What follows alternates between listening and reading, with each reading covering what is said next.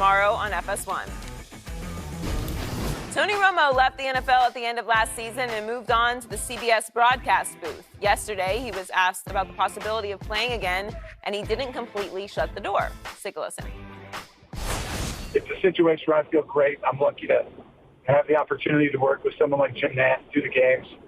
I'm passionate about the game. I'm excited about hopefully teaching some new things that I feel strongly about, and hopefully others will once they hear about it.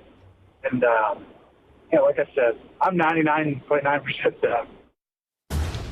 Skip, what does this tell you? I love it. I love it, Skip. How about them Cowboys? Baby, how about them Cowboys? How about that, Tony Romo? Here we go. Again, this just keeps rearing and rearing its ugly head. And this is an ugly head that gets reared here because Jerry Jones continues to say, I have no plans to honor Tony Romo because, and he flatly states this again and again, Tony is not retired. Tony has not filed his retirement papers. So here we go again. Yesterday, Tony Romo gives the Michael Jordan retirement percentage of 99.9%. I was there in Chicago in 1998 at a huge press conference at the United Center in which Michael retired and said, I'm 99.9% retired. And he was retired for 2 years. Yep. And then he came back and played 2 more years. Yep. Obviously, Tony Romo at 37 is not too old to play football. You have repeatedly made the very valid point, he's not in shape, and he looks more and more out of shape. I'm here to tell you, I'm not sure he was ever in shape while he was playing football, because he always had a little pot belly, and he seemed to be able to get away with it. They always called him a gym rat, but he's more of a gym rat playing off-season basketball than he was trying to play football at the highest level. Fat shaming, Skip. I am, but I'm just giving it to you the truth. It is. And then here's my issue with Tony on TV. I hope he's great as a color analyst on CBS.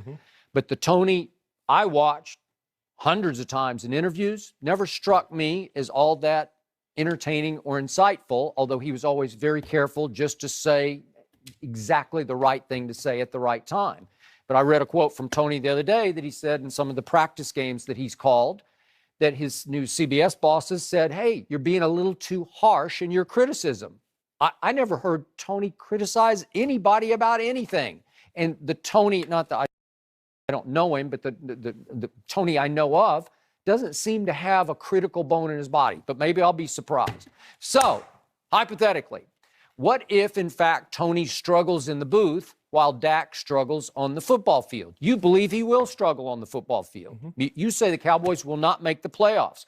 What if, without Zeke for, let's just throw it out there, 6 games, Dak does struggle because the team around him is struggling? Correct. I don't think that'll happen, but what if it does? What does Jerry love the most? Box office. Why did he stick with Tony Romo for 11 years as the starting quarterback? Box office. It's so convenient that it's too convenient. He's sitting right up there, Jerry. Again, he's going to do the Kansas City game midseason. So he still lives in Dallas, obviously. He's still just 10 minutes away. So would I be shocked if Jerry, going for box office, if they fall on their face first 5 or 6 games, reaches back into time for Tony Romo? What did Jerry say the day after Aaron Rodgers beat my Cowboys? Actually, Mason Crossbar beat my Cowboys at Texas State, in Jerry World. What did he say? He said Tony Romo could have made every throw that Aaron Rodgers made yesterday. Did he not say that? And he believes it with all his heart and soul because he wants to be proven right, because he bet the ranch on Tony Romo back in 2013 when he gave him all that money. Still paying him a lot of that money, right? Didn't have to play any of it back when he retired early. That is a fact.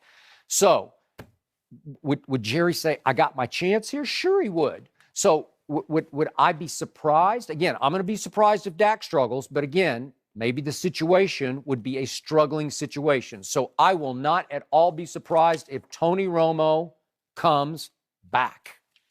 You know why he's 99.9? Because he's 100% certain that he didn't devote all of his time, his energy, and effort into being a great football player. I will buy that. The thing that I love most about Tom Brady, He had the 5 Super Bowls. Those are great accomplishments. The 400 touchdowns and the consistency. I love the fact that he goes to work every day saying, I need to give Bill Belichick a reason to keep me. You think he has any regrets? No. Heck no. He knows Tony Romo has the same opportunity as the greats that are dedicated. He had money. So that means he could hire the best chefs, the best personal trainers, the best physio, massage therapists, and devote his time. But in the offseason, Skip, playing pickup basketball, trying to qualify for the U.S. Open was more important to him than getting his body in tip-top shape to play quarterback for the Dallas Cowboys. Skip, when I retired, and I know you're going to say, well, Shannon, you won 3 Super Bowls. I invested everything I had. My homeboys will tell you, I tell them, I said, look, you got 30 days to come see me. Because once I start training, I get into a frame of mind, Skip. I'm moody, I'm irritable. I don't want to be bothered. But I wanted to be able to say, whenever my career was over, when I walk by the mirror and I see that reflection of Shannon, I had no regrets. Tony has regrets because he's thinking now, what if I'd have worked out a little harder? What if I'd have ate a little better? What if I'd have just did that much more? There's something that he thinks he left on the table because he didn't clean the table to begin with. Skip, I tell people this. In order to be great, you must be willing to do what others can't or won't. And in most cases, you must do both. There's a price to be paid for greatness. Tony wasn't willing to pay that price.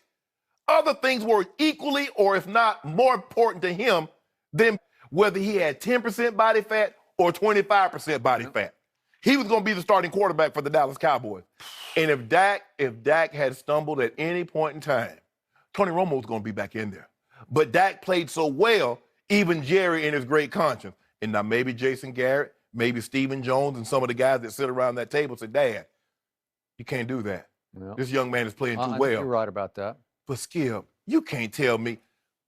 You can't serve 2 masters, Skip. Either you'll love one and you'll despise the other. You can't say I want to be a pro football player, a quarterback for the National Football League, but in the same breath you're going to try and qualify for the U.S. Open. This got to be quarterback. It must be all-consuming. Ask Giselle what it's like to be married to Tom. Ask Ashley Manning what it's like to be married to Peyton during the offseason or during the season, and see what. And I bet you a dime to a bucket of cow manure, and I'll let you put up the cow manure, that his wife will tell you is different with Tony. Tony's around. Oh, he's eating Cheetos and cheeses with the kids. He's hog-nobbing in the backyard with the kids in the pool. Tom Brady's watching film. Tom Brady is in the gym getting ready. Peyton Manning was getting ready because they wanted to be great, Skip. You know what tears me up about everything you're saying?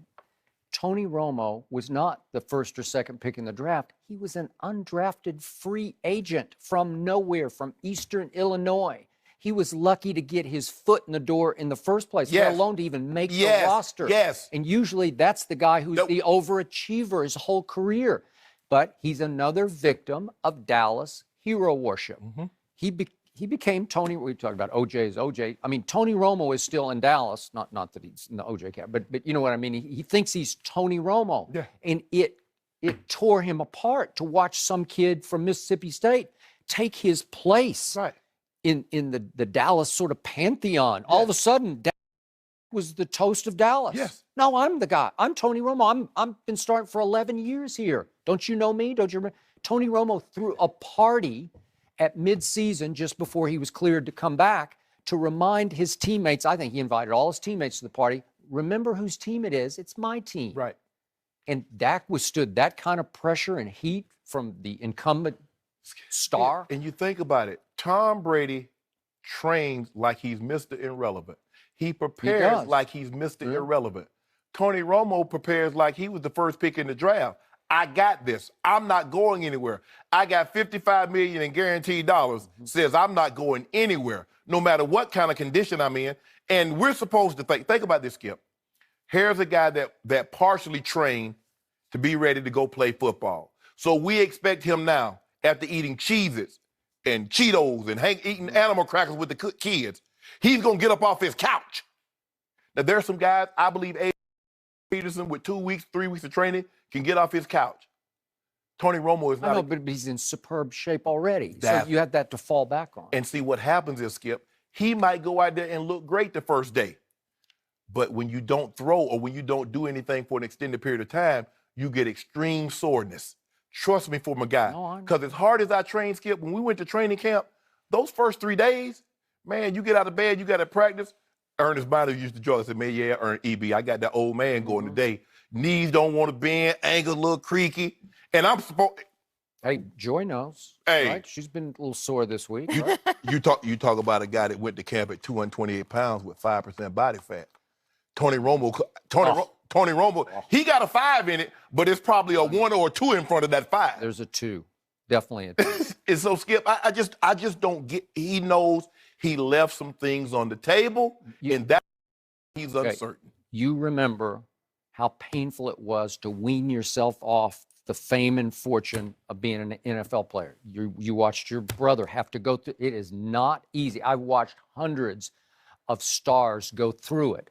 Some are able to scratch the itch in this business. Right. You do to a certain extent. Yeah. Maybe Tony will to a certain extent. Right. But it still doesn't do that for you, right? Okay, but how about this? Let's hope he's more dedicated to broadcasting than he was football. Because I promise you, Skip, if he's not as devoted, if he's as like he is in this business, like he was that one, he won't be very good. You got to pay Skip. You got to work at this. Well, there are very few guys that are. Might be how much he wants in the back of his mind to come back. Come back to what? Play football. Dak said no. Be the Dallas Cowboy quarterback. Dak slammed the door in his face. Well, he did for a while. Dak caught him going up to Jerry's office and locked the door. He couldn't get in. Yeah, but you think that Dak's going to unlock the door this year? No, Dak got this. Oh, really? Yeah. Also, Cowboys are. No, you're still going 7. You're still going 9-7. 9-7. Yeah. I don't think he's got it at 9-7. I don't know. He got it. Okay. But you got to wait that Zeke. Okay. You know, Zeke gonna be. We're gonna have Zeke on the show the first week. Zeke gonna be sitting right there. Is he available? I got told to Zeke. Oh, he's gonna take your job. No, he's gonna be sitting right there, Zeke. Okay. I feel like this is the never-ending saga with Tony Romo. Well, it is, but it's about real. in 5 years. But let me ask you a question: who fault is it? It's Jerry's fault. It is Jerry's fault.